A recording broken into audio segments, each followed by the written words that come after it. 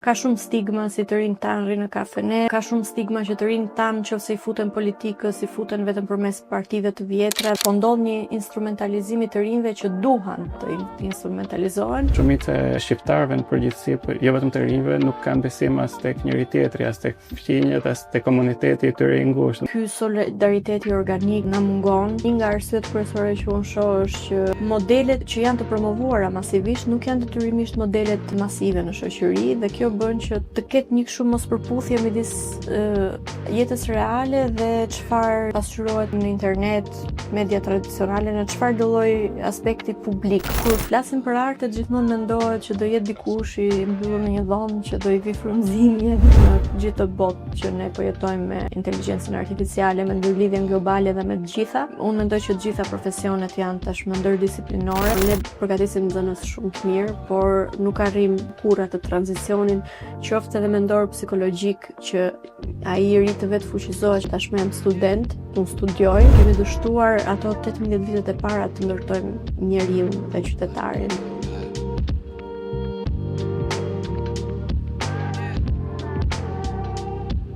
Në këtë episod apostrof kam kënaqësinë të kem të ftuar Lutionën Lula, e cila drejton ESN ose European Student Network në Shqipëri. Luciona, faleminderit që je pjesë e apostrof. Faleminderit për ftesën. Mund të më tregosh pak çfarë është ESN, cili është roli i saj dhe çfarë janë disa nga nevojat që ka evidentuar për ndërhyrjen e edukimit, informimin dhe orientimin e të rinjve? ESN është një organizatë ombrell europiane, e shtrirë në 42 vende të Bashkimit Evropian dhe përtej BE-s politike, po në Europën gjeografike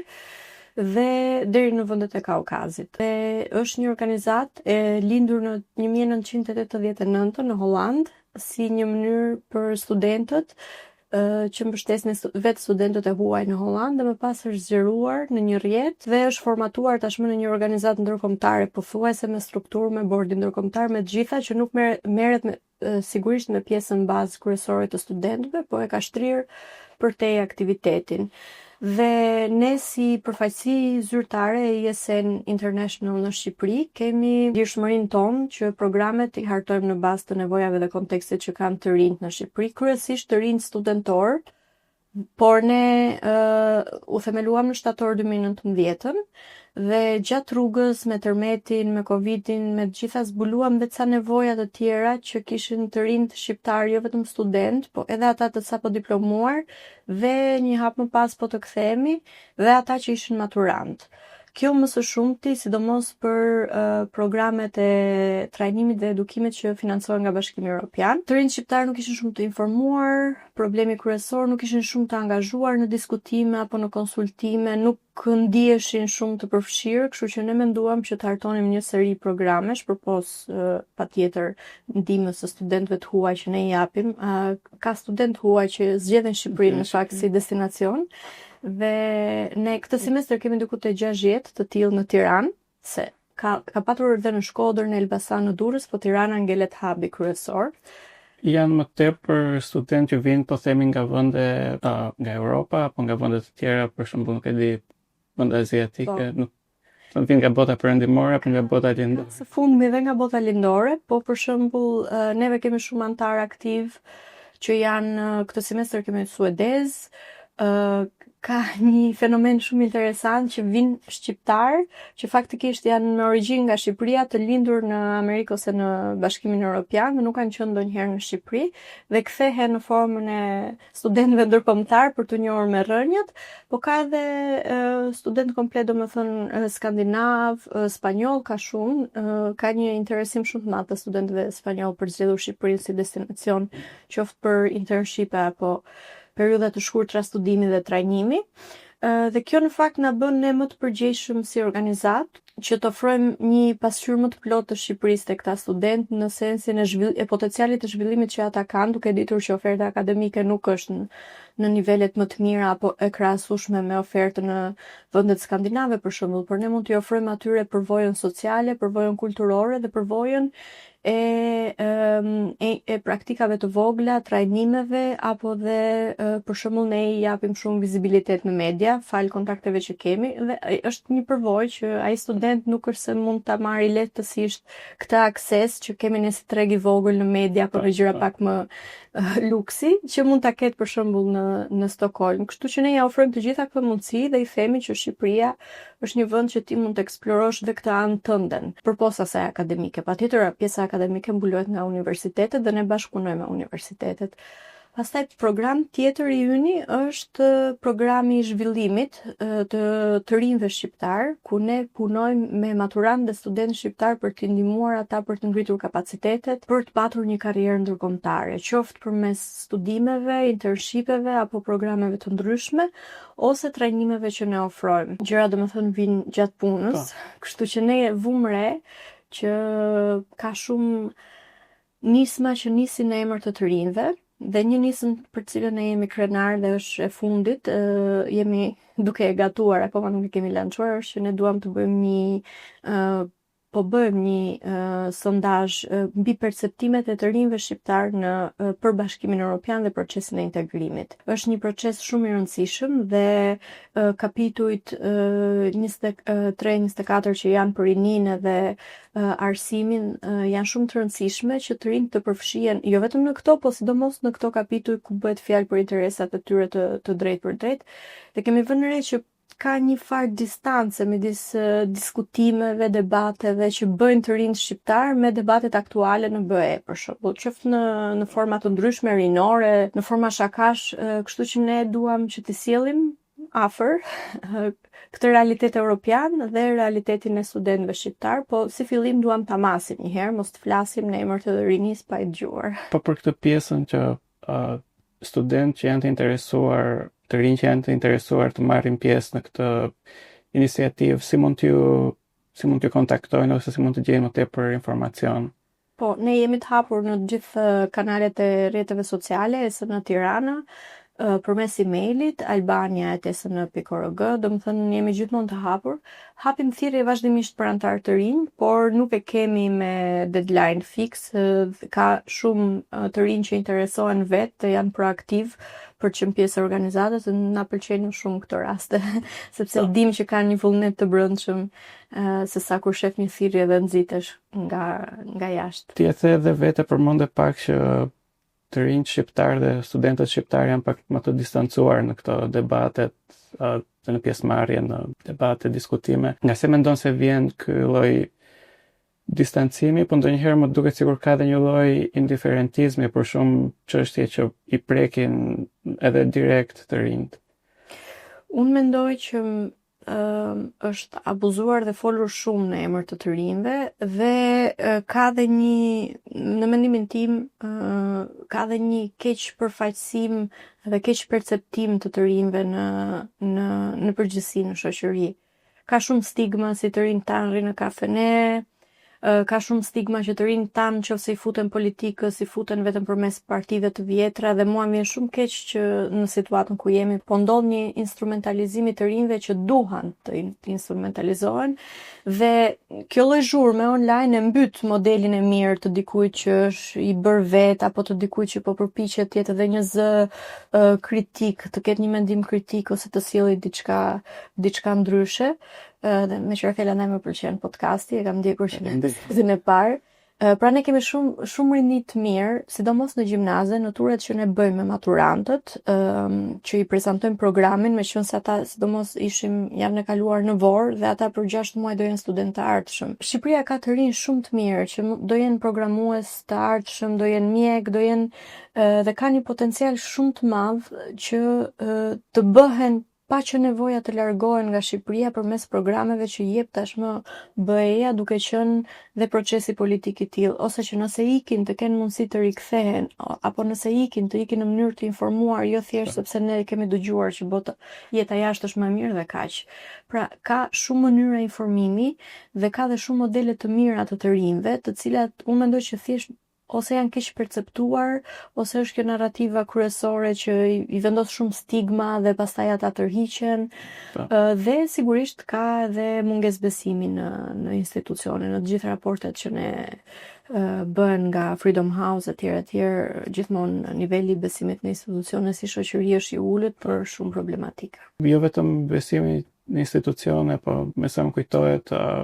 janar ose nga fundi dhjetorit doli një sondazh dhe një studim që tregonte që shumica e shqiptarëve në përgjithësi, jo vetëm të rinjve, nuk kanë besim as tek njëri tjetri, as tek fqinjet, as tek komuniteti i tyre i ngushtë. Domethënë, besimi i lartë ishte tek familja dhe tek askush tjetër, dhe krahasuar me vendet e tjera të Ballkanit, bënte një kontrast shumë të madh. Ky është një problem shumë i madh që ne kemi si shoqëri. Ky solidariteti organik na mungon. Një nga arsyet kryesore që unë shoh është që modelet që janë masive që janë të promovuara masivisht, nuk janë detyrimisht modelet masive në shoqëri, dhe kjo bën që të rinjt të tërhiqen dhe të ketë një kështu mospërputhje midis jetës reale dhe çfarë pasqyrohet për mendimin tim në internet, media tradicionale, në çfarë do lloj aspekti publik ku ne marrim pjesë. Ndërkohë përditshmëria për mendimin tim dhe nga eksperienca është shumë ndryshe. Ne kemi të rinj shumë të mirë. Në fakt ka të rinj shumë të mirë, shumë të talentuar, dhe ndonjëherë më bën përshtypje, sidomos me ata që janë dhe akoma gjimnazistë, nuk janë akoma të rritur. Ka një lloj ndërgjegjësimi, qoftë në lidhje me punën dhe me shoqërinë, që të bën përshtypje që unë vetë për shembull nuk e kam patur, por kam qenë në moshën e tyre. Po duket sikur ndodh diçka në momentin që rriten, pasi përfundojnë dhe universitetin, sikur e humbasin pak atë ndërgjegjësimin ose atë ndodh një lloj indoktrinimi nga shoqëria, nuk e di çfarë është tamam. Nuk e di as unë, edhe jam shumë e hapur për shumë ta studiojmë këtë, jam dhe unë shumë e intriguar çfarë ndodh, domethënë ku thyhen, se që ka një thyrje duket dhe vihet re nga të gjithë. Po nga ana tjetër ka dhe një mënyrë për të qenë rezilient në gjithë këto betejë që ne kemi në çdo moshë, çfarë do bëjmë me jetën, me karrierën, kontributi im në shoqëri, apo duhet të fokusohem vetëm që të kem të ardhura të mira. Dhe mendoj që puna që bëjnë organizatat rinore, ato që janë në nivel lokal dhe shumë grassroots në themel, janë shumë të rëndësishme, pasi shoqëria civile është këtu për të ndihmuar dhe për plotësuar boshllëqet, dhe jo patjetër që duhet të zvendësojë rolin e shtetit. Secili element ka rolin e vet. Kështu që ne kemi në pjesën e gjimnazeve kemi vënë re edhe që ka ende një farë paragjykimi midis karrierave të ndryshme që mund të zgjedhin dhe mënyrave se si informohen të rinjt për rrugtimet e mundshme. Kush është më afër Tiranës ka më shumë akses, ose në qytetet e mëdha, po kush është më larg mbetet pre ndikimit të prindërve apo të ndonjë motre vllai më të madh. Kështu që ne duam shumë që të japim informacion të rinjve, informacion faktik, që ata të jenë të ndërgjegjshëm kur marrin vendimet. Pra, në vullnetin e tyre të lirë, vendimet i marrin të informuara si qytetar me dinjitet të këtij vendi, jo thjesht sepse kështu dëgjuan majtas djathtas, do dëgjojnë dhe majtas djathtas, nuk i heqim ato burime, po i ofrojmë një larmishmëri tjetër. Ndërkohë ju e keni fokusuar punën tuaj edhe tek studentët e arteve ose ata që duan të punojnë në fushat e arteve ose fushat kreative. Dhe këta janë një grup që shpesh e kanë edhe më të vështirë të gjejnë punë të qëndrueshme, sepse siç e dim, të punosh në art ose në industri kreative zakonisht është punë që varet nga projektet, je freelance, je vetë punësuar. A ka mekanizma konkret për të ndihmuar të rinjt që duan të punojnë në këto industri që të krijojnë një karrierë të qëndrueshme? Ne kemi marrë një nismë të tillë këtë vit, të quajtur Seven Talks. Në fakt Seven Talks ky është edicioni i dytë. Edicioni i parë ka qenë nismë e një grupi artistësh të rinj të Universitetit të Arteve, dhe këtë vit ne bashkuam forcat dhe po bashkëpunojmë me këtë platformë që quhet Seven Chambers, dhe projekti i përbashkët është Seven Talks. Janë 7 talkse në formatin TED Talks, si formate motivuese që ne i kemi ndërmarrë gjatë këtyre muajve në Tiranë, Vorë dhe Kamës, pikërisht për t'i treguar të rinjve që aspirojnë për një karrierë në arte, se si ka qenë rrugtimi i disa personave që tashmë janë profesionistë afirmuar në këtë fushë. Dhe ata ndajnë në këto format, në këto takime ndajnë jo vetëm mënyrën se si nga ana e edukimit formal, po edhe sfidat dhe ku kanë dështuar, apo dhe alternativat të tjera që mund të kenë ndjekur me një diplomë në art, po karriera të ndryshme alternative, apo mundësi punësimi të ndryshme, në mënyrë që thash t'i ofrohet të rinjve dhe ky model që është e nevojshme të njihen modelet të ndryshme të punësimit, vetë punësimit, punësimit me kohë të pjesshme, pra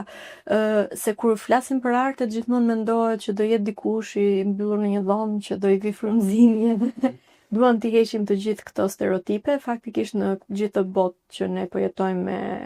inteligjencën artificiale, me ndërlidhjen globale dhe me të gjitha. Unë mendoj që të gjitha profesionet janë tashmë ndërdisiplinore dhe të gjithë mund të kontribuojnë në mënyra të ndryshme. E rëndësishme është të gjejmë ato element baza të informacion që na krijon ne fuqinë e mendimit dhe të mendimit kritik në çdo fushë. Dhe njëri si tjetër që kemi sjell këtë edicion në Seven Talks është edhe puna e denjë, sepse gjithmonë mendohet që artisti ka një karrierë të luhatshme ose të pakën është ky stereotipi që të ardhurat financiare janë të luhatshme, jo gjithmonë të qëndrueshme, dhe ndoshta mund të duhet të punoj me orë të zgjatura ose pa orare, janë realitete dhe këto, por ne kemi dashur të sjellim këtyre të rinjve dhe njohjen në mënyrë të thjeshtë me konceptet e punës së denjë, për që ata në momentin që kanë mundësi për një praktik apo karrierë profesionale të dinë vetë të drejtat e tyre dhe detyrimet me kodin e punës, apo dhe mënyrën se si të trajtohen për kushtet e tyre të barabarta. Pra që mos të fokusohen te pjesa e kreativitetit vetëm dhe të sakrifikojnë pjesën njerëzore për hir të kreativitetit. Ndoshta po të më gjojnë ndonjë artist shumë i afirmuar do thotë që është e nevojshme një sakrificë e tillë etj, por në nivel studentësh dhe nxënësish ne mendojmë që në një shoqëri si Shqipëria, ku fatkeqësisht në tregun e punës ka shumë abuzime, është e nevojshme që të rinjtë të dinë këto koncepte bazë, në mënyrë faktike dhe të balancuar, që do të thotë bashkë me detyrimet që kanë dhe të drejtat dhe kanë edhe këto mekanizma që mund të ankohen ose mund të ndjekin në forma të ndryshme. Ti përmendë që jeni duke zhvilluar, domethënë, biseda në formën e TED Talks me ekspert të këtyre fushave. A mund të më thuash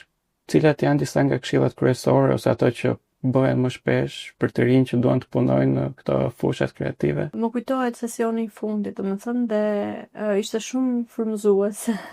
nga profesoresha, dhe një nga këshillat që ajo ju dha të rinjve është thjesht që të ndjekin ëndrrën e tyre dhe të jenë gjithmonë kurioz. Kurioziteti është ajo që e mban një profesionist të çdo lloj fushe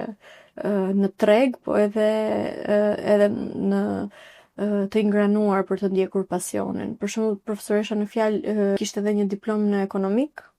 përpos pjesës së arteve dhe kishte punuar, pra kishte mundësi punësimi dhe në biznese. Dhe këtë e kishte bërë me vetdije, sepse kishte një farë pasioni për logjikën dhe për numrat përpos artit. Pra, ideja të qenë të hapur për alternativa dhe në botën ku ne jetojmë për mendimin tim nuk ka më karriera vertikale. Çdo gjë ka filluar është bërë horizontale, mund të duket pak kaotike, po të jep edhe një komoditet, nuk është të thënë që ne të punësohemi në një punë fikse 9-4, pra mund të jemi freelance, mund të punojmë nga këtu në Amerikë, për tregun e huaj. Ndoshta jo për të gjitha profesionet aplikohet kjo, për një mjek apo për një inxhinier është pak më vështirë, por në përgjithësi, në gjithë këto profesione fluide të reja që po lindin, mendoj që të rinjtë shqiptar duhet të eksplorojnë pak atë konceptin që quhet një portofol karriere më shumë se sa një CV apo një karrierë vertikale. Një portofol karriere të jep më shumë opsione që të përshtatesh në treg, po edhe të zbulosh pasionet të tua, sepse ne ndryshojmë si njerëz, kështu që dhe pasionet dhe hobit na ndryshojnë dhe interesat. Cilat kanë qenë disa nga sfidat në organizimin dhe zbatimin e kësaj iniciative? Keni hasur ndonjëherë pengesë nga institucionet, nga komuniteti ose qoftë nga vetë të rinjt? Jo, në fakt, institucionet kanë qenë bashkëpunuese, edhe me shkollat, sepse kanë dhe këto orat e lira të karrierës që i ndihmojnë për të arritur dhe ata indikatorët e tyre. Po një pengesë më së shumti ka qenë në fillim mungesa e interesimit. Për shembull kur hapëm thirrje për aplikimet për pjesëmarrësit, na është dashur ta hapim 2 herë thirrjen, të përdorim rrjetin e universiteteve dhe shkollave për të nxitur ata studentët e interesuar që të aplikojnë, dhe mendoj që ajo mungesa e besimit ndikon edhe në këto, në procesin e aplikimeve në thirrje. Mendoj që është krijuar një stigmë që ku ka thirrje të hapura,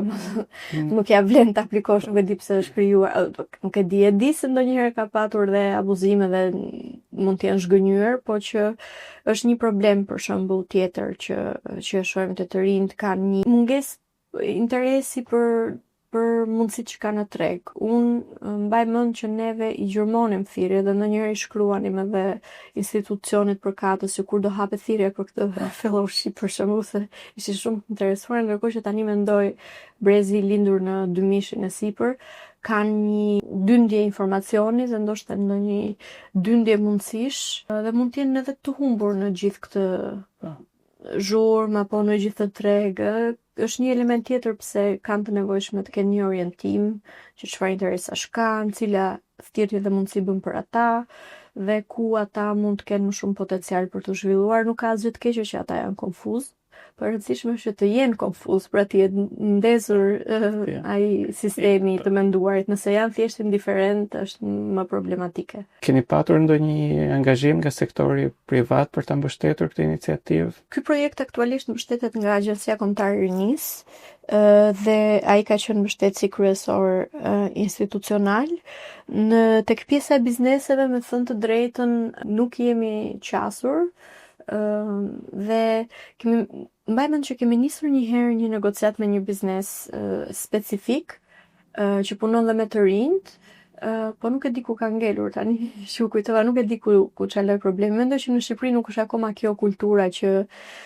bizneset të bashkëpunojnë me organizatat e shoqërisë civile, sepse edhe ne kemi një faj tonin, varemi ende nga thirrjet e donatorëve, po jo për mungesë vizioni, se sa ndonjëherë të merr operacioni i ditës, domethënë i tillë që ke një thirrje do aplikosh dhe ke një strukturë të ngritur dhe mënyra e biznesit, modeli i biznesit për organizatat, edhe kjo është duke u lëkundur pak tani me gjithë këtë tërheqje donatorësh, për shembull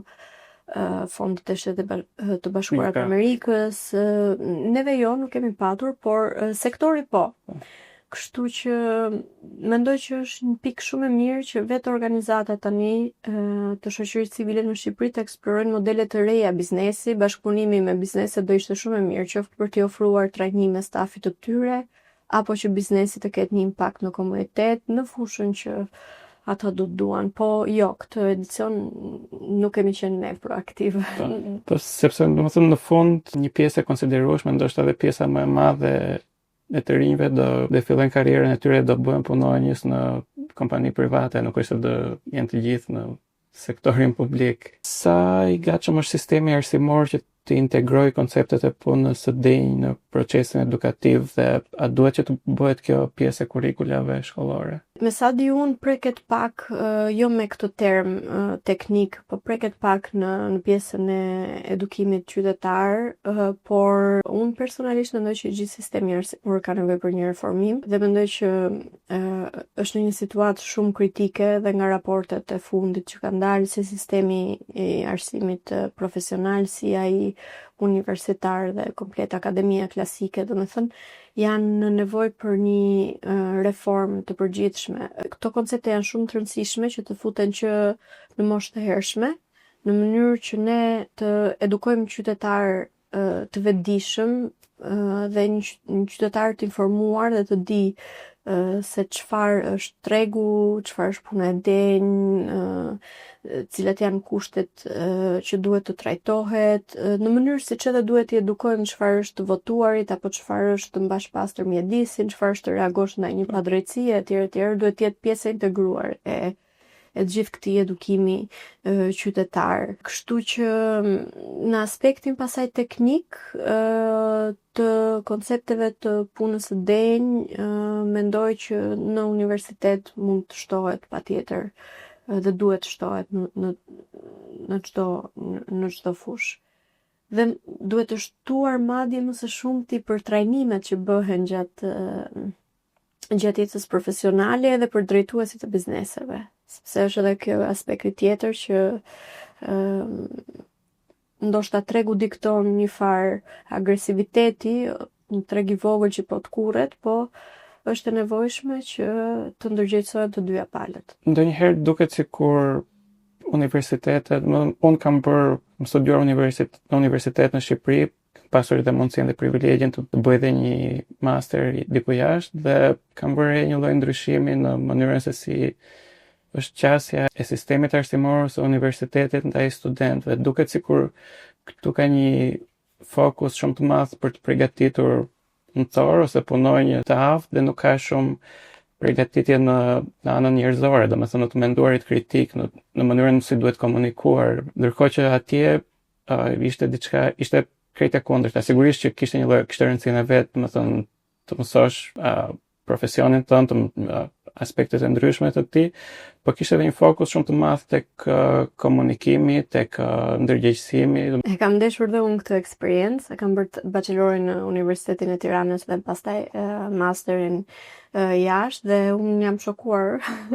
herën e parë që kur mbaruam një kurs specifik të semestrit, na ftoi profesorit të gjithë për një birë, se qellojë ditë e premte dhe isha kështu, wow.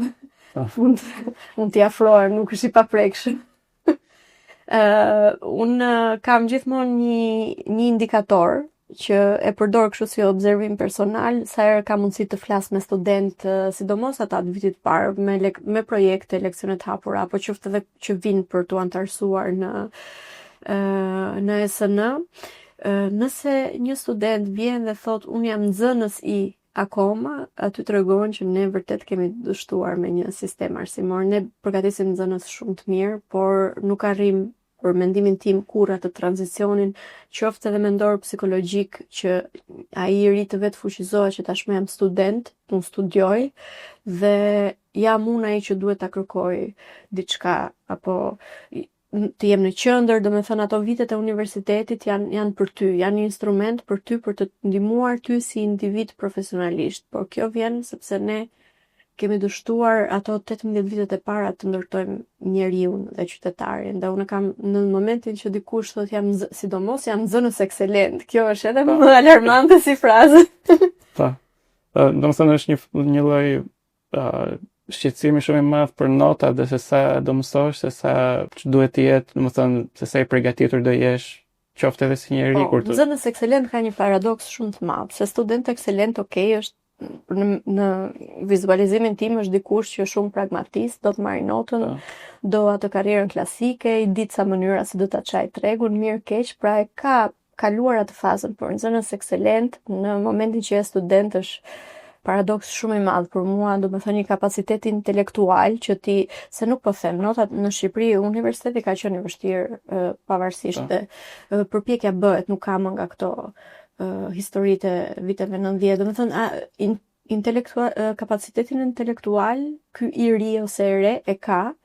dhe ka arritur maksimumin në sistemin ton të vlerësimit, por në nivel njerëzor dhe mendim kritik ne jemi akoma në sistemin parauniversitar, kështu që ky paradoks për mua është shenjë që në përgjithësi kjo shoqëri po dështon. Nuk e ti krijojnë ca kuti të menduarit, ca korniza që një nxënës apo student ekselent nuk mund të jetë njëkohësisht edhe i dal i udhëtuar, nuk e di ka ca korniza nëse ke vënë re që i fusim dhe i klasifikojmë që nuk duhet të jenë fare. Unë shpesh i them të rinjve të rrjetit që të marrin dhe atë që i bie pika prindërve rrezikur ja u thon në shtëpi që të marrin atë vitin gap year, që të bëjnë një vit pushim dhe mos ta marrin me vrap masteri, doktoraturë etj. Ndoshta është dhe një lloj kërkese nga tregu, sepse për shembull, nga sa kam dëgjuar dhe nga shoqëria ime, kur ti aplikon për punë diku ose do të nisësh një punë, ka gjithmonë një lloj kërkese, domethënë ku ke studiuar, sa diploma ke, ndërkohë që gjatë kohës që punoja jashtë, mbasi mbarova, sigurisht, domethënë vitin e parë mbasi mbarova shkollën, pyetja e parë ishte që çfarë ke studiuar, po mbas atij viti nuk ekzistonte më ajo pyetje, ishte ku ke punuar, çfarë ke bërë. Është vërtet kjo, është edhe aspekti tjetër që thash, një shoqëri organike funksionojnë gjithë hallkat. Ne fatkeqësisht se nuk dua të dukem shumë pesimiste sot, po mua më duket sikur ka një stagnacion në çdo hallk, që do të thotë edhe nëpër këtë pjesën e trajnimeve jo formale apo eksperiencave ekstrakurrikulare ka një farë mosbesimi ose zakonisht ato janë eksperienca që duhen bërë me shumë pasion, me vullnet të brendshëm, pra ti shkon pastron lagjen se ndjen se brendshmi e bën sepse të vjen si thirrje, jo se të duhet. Po, për shembull nuk vlerësohen në treg, kam vënë re, edhe pse ka punonjës që kanë filluar dhe vlerësojnë një CV të pasur, pra një person shihet që ka performuar mirë në shkollë, po ka gjetur dhe 2 orë kohë që të marrë pjesë te trajnimi, apo të mësoj dhe një gjuhë huaj, apo të bëj dhe një internship gjatë verës me këto programet ku diun në Shtetet e Bashkuara të Amerikës, për shembull, po them. Pra, një treg i mirë, një shoqëri e mirë duhet i vlerësojë të gjitha hallkat dhe të gjitha përpjekjet që bën individi. Për shembull, ne jemi një rrjet i vogël, aktualisht kemi 30 antar, por jemi shumë krenar për antarët tanë, sepse janë për ditë në kontakt me studentët e huaj, i ndihmojnë, janë socializuar, saqë nuk arrim dot asnjëherë ta komunikojmë aq mirë publikisht punën që ata bëjnë në nivel të tillë që i ndryshojnë jetën 1 apo 2 personave, por që efekti dhe impakti janë afatgjatë. Çfarë do t'i thonë një të riu që ndihet i pasigurt për të ardhmen e tij profesionale, domethënë cili do ishte mesazhi juaj për ta? Specifikisht për të rinë shqiptar, opsionet janë pafund për të kërkuar, për të eksploruar rrugëtime të ndryshme profesionale në forma të ndryshme që i përputhen interesave edhe të paguara. Të gjitha ka shumë opsione që janë të financuara plotësisht nga aktorë të ndryshëm ndërkombëtar, vendas, rajonal, me këto nisma tani që janë për bashkëpunim rajonal, pra opsionet janë pafund. Është e rëndësishme të qartësohesh me veten, cilat janë 3-4 për shembull pasionet kryesore dhe të marrësh kohë të eksplorosh nga pak të gjitha. Ka mënyra të ndryshme pune, ka platforma online që mund të jesh freelance, që mund të punosh pak kohë për ta parë nëse të pëlqen apo jo. Ka trajnime dhe nisma të ndryshme që duhet të shkojnë të dëgjojnë dikë, i pëlqen si pëlqen, i duket ndoshta kot edhe skapse të harxoj energjinë. Dhe pastaj ka dhe programe shumë të bukura për të parë botën dhe për mua udhëtimi është mënyra më e mirë për të zbuluar vërtet veten tënde. Duhet të largoheni për një kohë të shkurtër nga zona e komfortit dhe të shkoni edhe në zona të panjohura për Shqipërinë, ka programe të shumta që mund të punosh në turizëm për shembull dhe ndërkohë edhe të udhëtosh vende të ndryshme dhe thash janë për rinin aktuale shqiptare ka shumë programe të tilla që janë dhe të financuara që në realitetin ku jetojmë nuk e nevojë të biesh në qafë familje se financiarisht kjo shoqëri jemi. Po si mund të gjejnë informacion për të pjesë, domethënë për pjesën e punësimit, qoftë në fushën e turizmit në vende të tjera? Programet e BE-s janë me një Google larg, domethënë European Commission Youth Programs, edhe dalin aty. Janë programet e Shteteve të Bashkuara, ambasada ka një seksion shumë të mirë për fellowshipet. Pastaj të gjitha organizatat dhe faqet e internetit që ofrojnë trajnime, mundësi internshipesh, sepse është edhe kjo pjesa e rrjeteve sociale. Ne të gjithë e përdorim për të hequr mendjen dhe për të marrë dopaminën, po pastaj duhet ta fillosh ta ushqesh pak algoritmin që të shfaqë 1 në 3 reels, të shfaqë dhe një thirrje për aplikime. Sepse ato krijojnë bubbles të tyre dhe neve na duket sikur s'ka informacion. Në fakt informacioni është aty dhe tashmë me inteligjencën artificiale mund të bëj dhe ChatGPT-ja një summary të opsioneve që ka një përfitimeve që ka një pasaportë shqiptare për moshën 15 deri 29 vjeç, po themi 30 e ka duket Komisioni Evropian. Mirë, Lutione, faleminderit që ishe pjesë e Apostrof. Faleminderit juve. Ky podcast mbështetet nga Abi Bank.